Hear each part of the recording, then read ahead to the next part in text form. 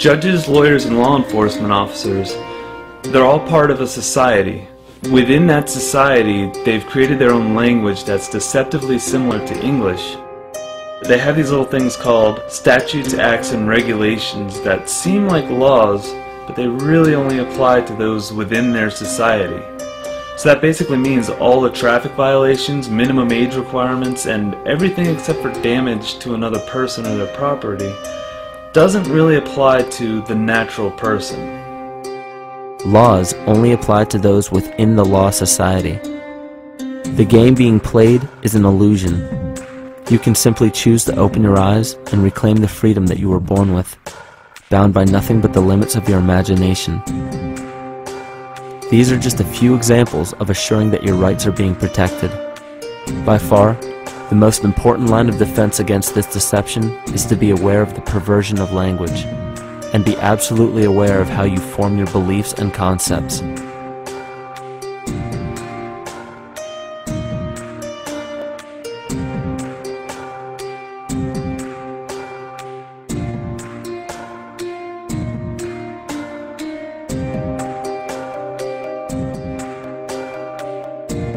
In all forms of the perversion of language, there is a mirror reflection of this in the microcosm of the psyche.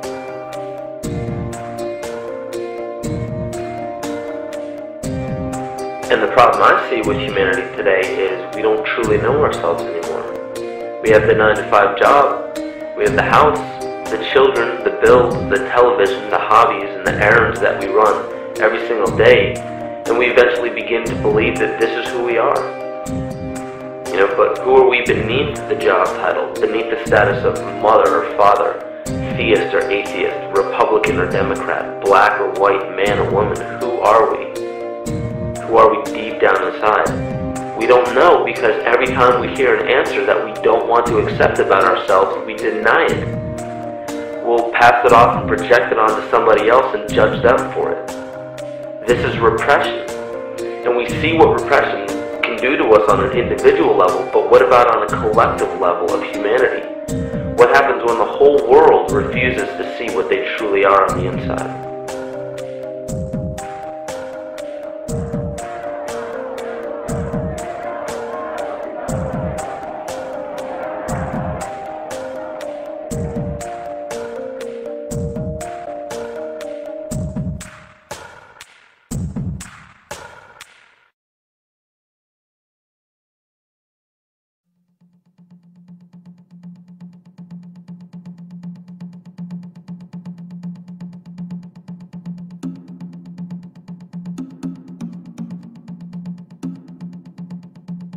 Carl Jung discovered that there is a collective unconscious connected to all humans, meaning that the whole of humanity shares a single mind with one another.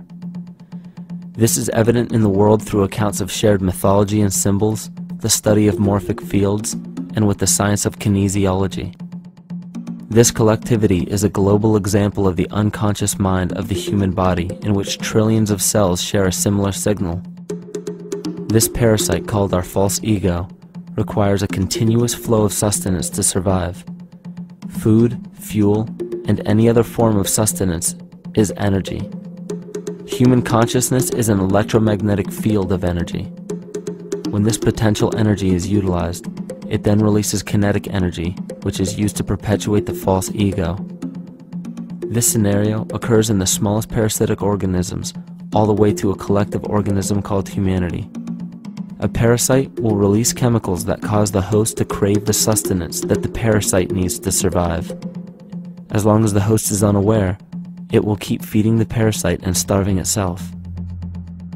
In a similar way, Wilhelm Reich stated that whole societies suffer from a psychosis caused by starving our organic biological impulses.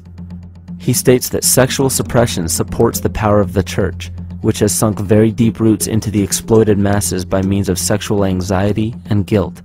It engenders timidity towards authority and binds children to their parents. This results in adult subservience to state authority and to capitalistic exploitation. It paralyzes the intellectual critical powers of the oppressed masses because it consumes the greater part of biological energy. Finally, It paralyzes the resolute development of creative forces and renders impossible the achievement of all aspirations for human freedom. In this way, the prevailing economic system, in which single individuals can easily rule entire masses, becomes rooted in the psychic structures of the oppressed themselves. What Reich was showing in this powerful quote is that on a collective level, the suppression of a natural function, whether biological, spiritual, or emotional, will result in an abnormal reaction, a psychic disease.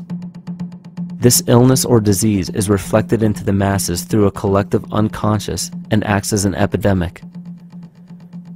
Humanity is plagued with an incapacity for freedom, meaning that people en masse lack the ability to govern themselves on a psychic level, and this manifests in the macrocosm as government and organized religious powers, thus opening the throne, our national and individual throne, to anyone and anything.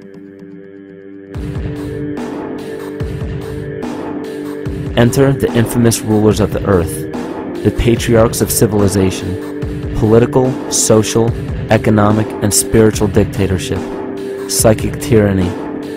This simple illness within our psyche, this lack of responsibility and neglect of basic human freedom, has made way for every tyrant that has ever held rule over people on this planet.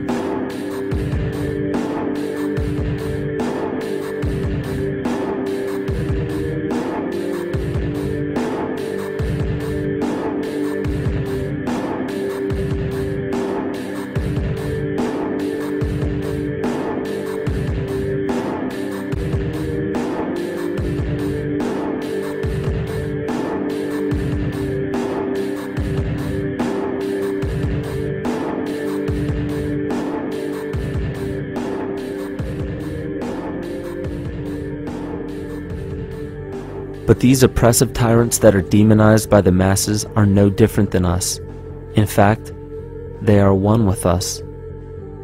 In the book The Prophet by Khalil Gibran, he poetically states, "I say, as the holy and the righteous cannot rise beyond the highest which is in each of you, so the wicked and the weak cannot fall lower than the lowest which is in you also."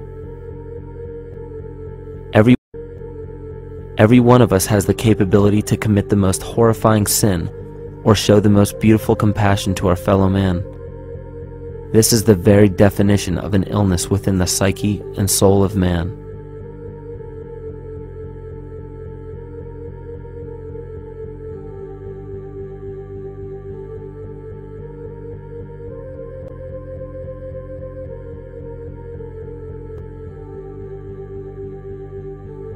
Think of any position of power that you believe to be above you. Royal families, government leaders, the United Nations, financial organizations, corporate monopolies, and media juggernauts. These are all facets of our false ego. They are the physical advent of our own sickness. They require our conscious participation, our conscious energy to survive. Because without our cooperation, without supplying them with the sustenance of complicity, they starve. Their very nature depends on our desire to be ruled, and a typical symptom of the illness among humanity today is our continuous denial of our illness. Repression. We consistently repress those qualities we choose not to accept about ourselves.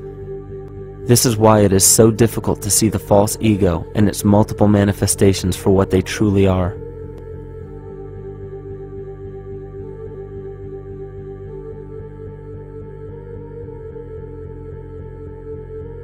This is the very nature of the false ego. It acts as a red herring to distract us from the freedom we truly have. For this psychic parasite to survive, it must supply us with a chemical that will cause us to remain dependent upon it. In this case, the sustenance is our conscious energy. And in order for us to feed it to the parasite, the chemical of fear causes humanity to crave protection and defense.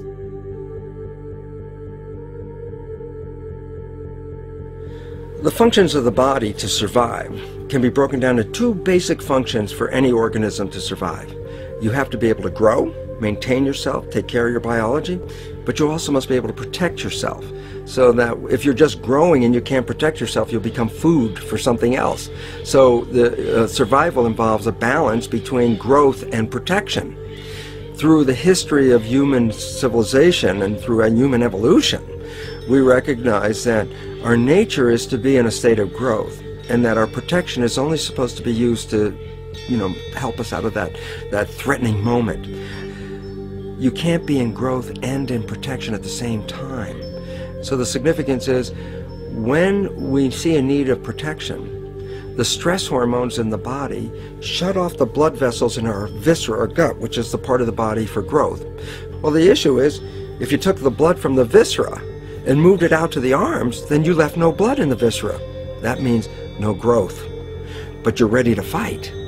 And when your fighting is finished, then the blood returns back to the viscera and you grow again.